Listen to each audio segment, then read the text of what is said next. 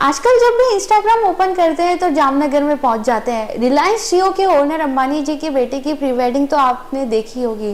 Glimpses काफी pretty थे और पूरा बॉलीवुड ही उसमें शामिल हो गया था। ऐसे में आलिया भट्ट भी अपनी फैमिली के साथ वहां पर पहुंची थी और उन्हें देखकर सब स्टन रह गए थे। एंड अनंत अंबानी तो राह के फैन ही हो गए थे।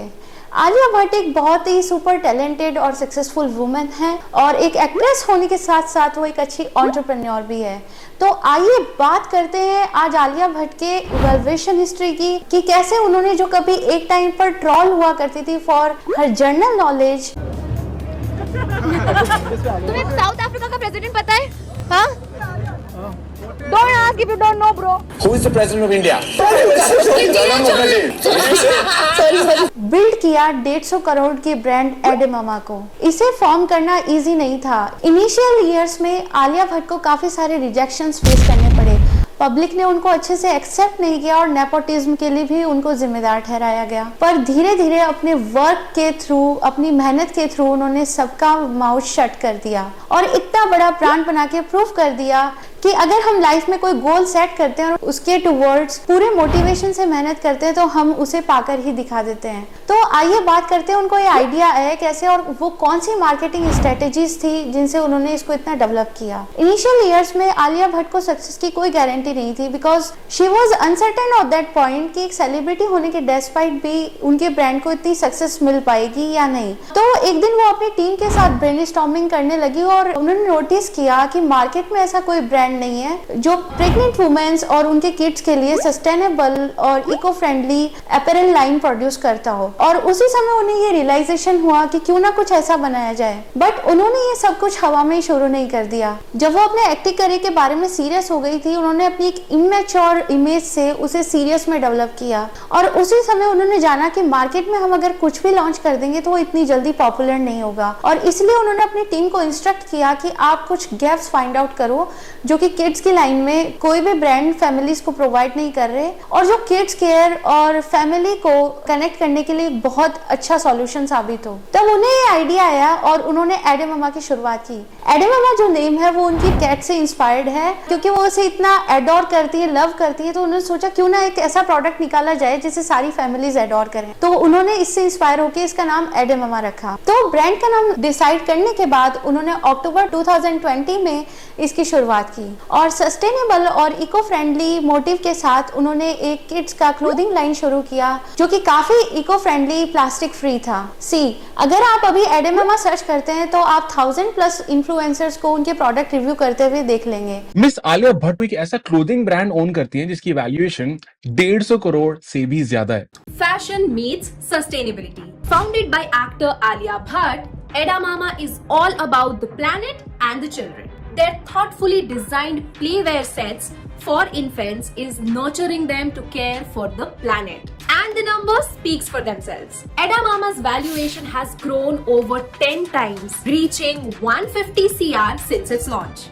और वहां से देखकर आप ये इंश्योर कर सकते हैं कि उन्होंने ब्रांड की पैकेजिंग, ब्रांड की क्वालिटी और ब्रांड की यूएसपी को कितने अच्छे से मैनेज किया हुआ है। इस क्लोथिंग लाइन की मेन यूएसपीज हैं इसकी डिजाइन्स। अभी उनके पोर्टफोलियो में 150 से ज्यादा डिजाइन्स अवेलेबल हैं for kids clothing and upcoming years में वो इसको काफी तरीके से एक्सपेंड करने वाली हैं। दूसरा यूएसपी है इनके सारे फैब्रिक्स प्लांट बेस्ड हैं और बटन्स प्लास्टिक फ्री हैं।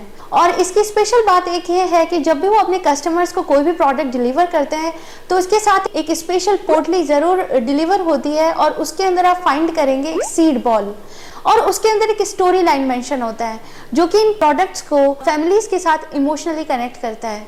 जब वो अपना ब्रांड बना रही थी उनका मकसद था कि जो भी प्रेग्नेंट वुमेन्स हैं वो काफी टाइम हाउस के अंदर स्पेंड करती हैं और ऐसे में वो चाह रही थी कि जो भी वुमेन्स हैं वो घर से थोड़ा बाहर निकलें और अपने बच्चों के साथ किसी एक्टिविटी में टाइम स्पेंड करें। और इस सीड बॉल के साथ वो देती हैं एक स्टोरी जिससे कि वो बाहर जाएं और गार्डन्स में नए प्लांट्स तो लगाएं, साथ में अपने बच्चों की हेल्थ और इन्वायरमेंट के अकॉर्डिंग भी मूव करें। अब आप पूछेंगे कि ये सीड बॉल्स वाली पोटली आती कहाँ से है? जो भी वेस्ट उनके प्रोडक्ट से रिमेनिंग बचता है वो इसे पोटलीज में कन्वर्ट कर देते हैं। इनका जो ब्रांड है वो 2 to 14 के किड्स को टारगेट करता है और अभी इन्होंने इसको एक्सपेंड किया है प्रेग्नेंट वुमेन्स के क्लोथिंग लाइन में भी। तो ये रिसेंटली किड्स और वुमेन्स पे ही टारगेट कर रहे हैं।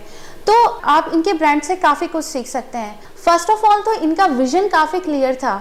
इन्होंने अपनी कस्टमर्स और यूजर बेस को ये सर्टेन करके चल रहे थे कि हम इसी एज ग्रुप को टारगेट करेंगे। Second thing, they always over deliver to their customer. जब भी आप किसी D2C मॉडल को स्टार्ट करते हैं तो इनिशियल ईयर्स में ट्राई आउट करें कि आप अपने कस्टमर्स को प्रोडक्ट के साथ साथ कुछ एक्स्ट्रा ओवर डिलीवर कर पाएं।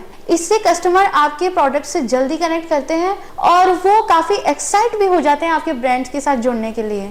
सो इनका जो USP था कि चिल्ड्रंस को बाहर आउटडोर्स में एक्सप्लोर करवाया जाए, इसके थ्रू इन्होंने 150 करोड़ का रेवेन्यू 2022 में जनरेट किया और धीरे धीरे काफ़ी सारे अदर ब्रांड्स भी इनसे अट्रैक्ट होने लगे और इनके ब्रांड्स में जुड़ने के लिए साथ आए। अभी अगर रिसेंट ईयर की बात की जाए तो रिलायंस इंडस्ट्रीज भी इनमें इन्वेस्ट करने का सोच रही है। अभी इनके पोर्टफोलियो में 150 से 800 प्लस डिजाइन्स का एक्सटेंशन हुआ है, जो कि काफ़ी अप्रिशिएबल है। इनकी ग्रोथ एंड मार्केटिंग स्ट्रेटेजीज पे एक नज़र की जाए तो आलिया भट्ट खुद एक नोन फेस है, बट ऐसा होने के साथ साथ भी उन्होंने अदर इन्फ्लुएंसर्स को भी अप्रोच किया और जाना कि सोशल मीडिया मार्केटिंग आज के टाइम का एक इम्पैक्टफुल स्टेप है।